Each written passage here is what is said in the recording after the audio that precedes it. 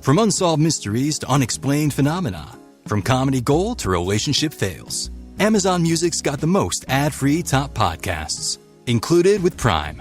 Because the only thing that should interrupt your listening is, well, nothing. Download the Amazon Music app today.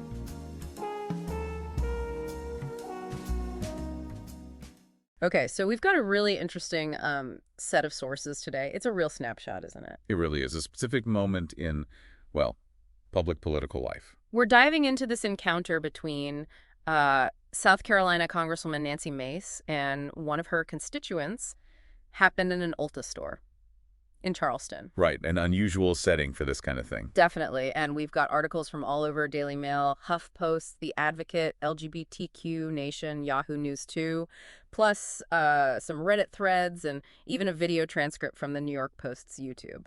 So a good mix of perspectives, sounds like. Yeah, and our mission really is just to unpack it, figure out what happened, look at the different angles, and maybe see what it tells us about, well, politicians and the public these days. Let's get into it then. So the start of it seems pretty simple on the surface. Mm-hmm. The constituent, who we now know as Ely Murray Quick, he went up to Representative Mace. And just asked her a question, right, about town halls.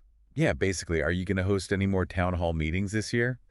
Seems straightforward enough. But according to the Daily Mail and that video transcript, Mace's answer wasn't just yes or no. It went somewhere else pretty fast. How so?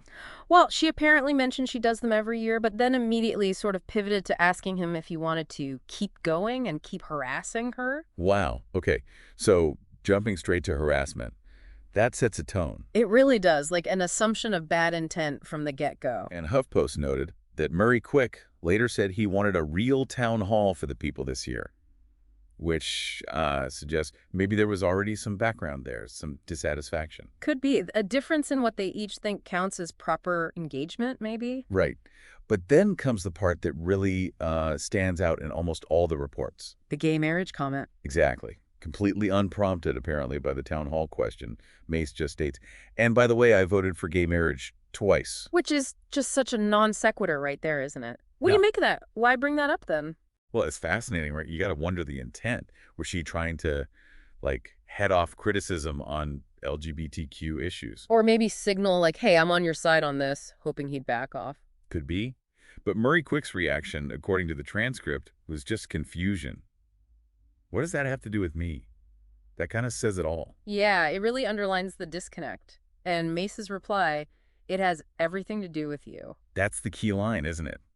She's drawing this direct link between her vote and him, personally, even though his question was totally different. It really makes you think about how politicians frame their interactions. Is one vote supposed to cover everything for a whole group of people? And Murray Quick seemed to pick up on that. He asked if there wasn't any other humane conversation they could have beyond that one vote. He felt like his actual question was being brushed off. It does feel like a tactic, maybe. Highlight one positive thing to deflect from other stuff. It's definitely a known political move. Target your message, try to manage how different groups see you. But it didn't seem to work here. No, because things apparently escalated really, really fast after that. The Daily Mail and others say Mace started accusing people on the left of being absolutely thing crazy. Whoa. So the language took a sharp turn there. Yeah, while Murray Quick was still trying to process the gay marriage thing and ask his original question again. The profanity really marks a shift, doesn't it? From just tense to, openly confrontational and initiated by her, it sounds like. And it kept going. She told him to get out of my face, then yelled F you as he was starting to walk away. Okay, that's intense. For an elected official in public. You can see why he might react then. He apparently shot back that she'd be voted out so fast this year. It really brings up that power dynamic, Constituents should be able to ask questions, but that kind of response from a representative, it feels like it could shut down dialogue. Definitely. And the F-bombs kept flying, apparently. Mace called him a disgrace to this state just for asking his question. All happening in the makeup aisle. The setting just makes it even more jarring somehow. It really does. These intense political clashes are spilling out into everyday places more now, maybe. Seems like it could be part of a bigger trend, yeah. A breakdown in how people engage politically. Then Mace asked for his name, and his response, after all that, you're a nasty bee, that's my name. Oof. Okay, so the civility completely collapsed at that point, on both sides, it seems. His language feels like a direct response to hers, doesn't It it? does seem reactive, yeah. But still, pretty strong stuff all around. The video ends with Mace saying, "Get the F out of my face again," and then this final line, "You couldn't take me on, baby. Stay the F away from me." Wow. That last bit sounds almost performative, like trying to project toughness or something, asserting dominance. Yeah. And it didn't stop there, of course. She went on social media afterwards. The inevitable Twitter follow-up. What did she say? Well, HuffPost and the Daily Mail reported she called Murray Quick an unhinged lunatic. And she specifically mentioned what he was wearing. Oh, yeah. What was the detail? Daisy Dukes, she pointed that out. Wearing Daisy Dukes at a makeup store. Focusing on his clothes like that. Hmm. It feels like trying to discredit him, doesn't it? Rather than address the actual question he asked. A bit of an ad hominem. Seems like it. She also just flat out said Dems are nuts. And that she went off but wasn't backing down. Framing it very partisanly. Positioning herself as a fighter. Very on brand for some politicians right now. And this very defiant statement.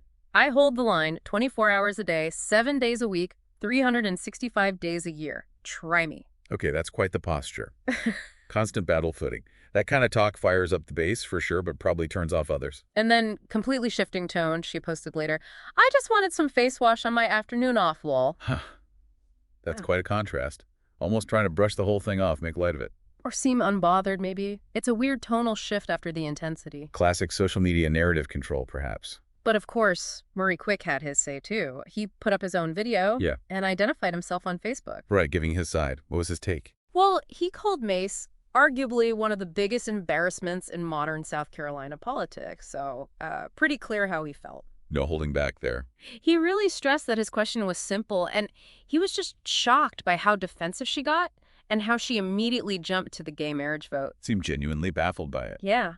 And his main point seemed to be, look, one yay vote doesn't undo the damage of her broader political choices. That's a key point from his perspective, isn't it? He's saying you can't just point to one vote and ignore the rest of the record. Exactly. He brought up specifics, her support for bans on gender-affirming care, what he sees as a lack of support for wider LGBTQ plus protections, voting against the Inflation Reduction Act, stuff like that. So he's looking at the whole picture, not just one issue, which is how most constituents evaluate their reps, I think. Makes sense. A single vote, even a big one, rarely captures everything. No, it doesn't. And Murray Quick was also clear he wasn't going to apologize for speaking up or asking her to do her job. He felt he was within his rights. Which, in theory is fundamental to democracy, right? Expecting elected officials to be accessible and accountable, the friction happens in the how. Yeah, the how seems to be the tricky part here. Now, looking bigger picture, the advocate chimed in, and they framed this incident differently. How so? They linked it to what they called Mace's history of transphobia, suggesting this wasn't just a one-off, but part of a pattern. Okay, what examples did they give? They mentioned her falsely accusing a trans advocate of assault charges were later dropped, I think. Also mocking a young trans woman online saying estrogen doesn't love you.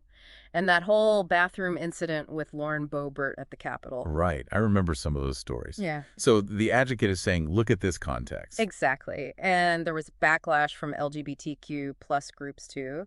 Brandon Wolf from HRC questioned her behavior online. So national organizations taking notice. That raises the stakes. It does. And interestingly, there were reports around this time that maybe Republican lawmakers were being encouraged to avoid town halls or be more careful. That would suggest a broader worry within the party about these kinds of confrontations happening more often. Maybe. If true, it could mean less direct access for constituents, which isn't great for accountability. No, it's not. And Mace herself has history here.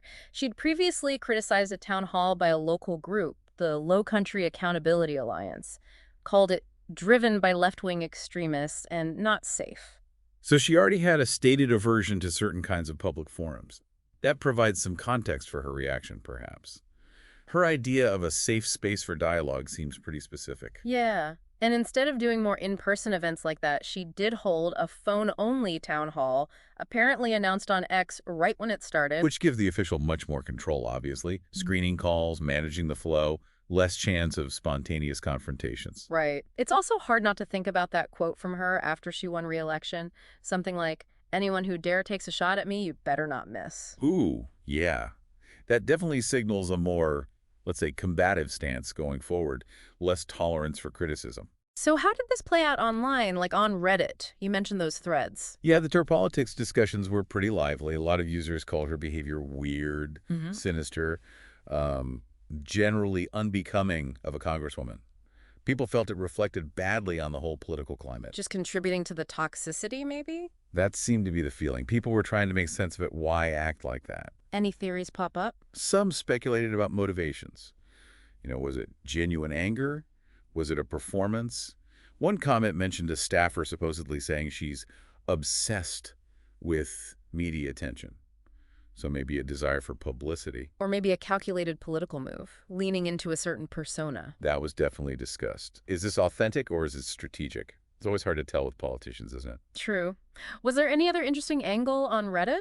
There was some talk about the internal dynamics within the LGBTQ plus community itself. Oh, how so? One user commented something like, anti-trans activists are trying to recruit LGB to dislike the T. And it is actually working. Basically suggesting Mace's actions highlighting the gay marriage vote, but having a perceived anti-trans record could be seen as part of a strategy to divide the community. A kind of divide and conquer approach. Exactly. Another user even called her an LGB without the T activist. So there's concern among some observers about driving wedges within the movement. That's a really complex layer to consider, that historical tactic of splitting social movements. Yeah, focusing on one part of a community while maybe undermining another part to weaken the whole group's solidarity. It's a recurring theme in politics, unfortunately. And just to be clear, on the voting record, LGBTQ Nation did point out she did vote for the Respect for Marriage Act in 2022. That's the vote she brought up. Right. But as Murray Quick argued, and as seems clear from his perspective, that one vote just didn't outweigh his concerns about her other positions, especially regarding trans folks. It's about the whole picture for him. Which seems fair. People judge the whole record. Usually, yes. And finally, circling back to the clothing thing for a second, Mace zeroing in on the Daisy Dukes. Yeah, that detail felt very deliberate, didn't it? Like an attempt to paint him as unserious or maybe somehow inappropriate just based on his shorts. Even though the Daily Mail mentioned he also wore a button-down shirt and sneakers. And Mace was in jeans and heels. It wasn't like he was dressed outrageously. No. Focusing on the shorts seemed like a way to shift focus and maybe subtly mock him. So this whole thing, this seemingly random encounter in an Ulta, Mm-hmm. it really does spark a lot of thought, doesn't it? It absolutely does. Right. It makes you think about how we expect officials to act, how constituents should engage, and how social media just blows these things up instantly. And it highlights complexities, too. Within political parties, within Mhm. communities like the LGBTQ plus community, it's not always simple. Definitely not. It really pushes you to look at all the different sides, all the accounts, and just wonder, what does this tell us about where things are right now? How these personal interactions get so charged, so public? So, yeah, as everyone listens to this, maybe think about that. What does this specific incident, this clash in a store, actually reveal to you about the relationship today between the people we elect and the public they're supposed to represent? It's a really good question to ponder. Lots of layers there.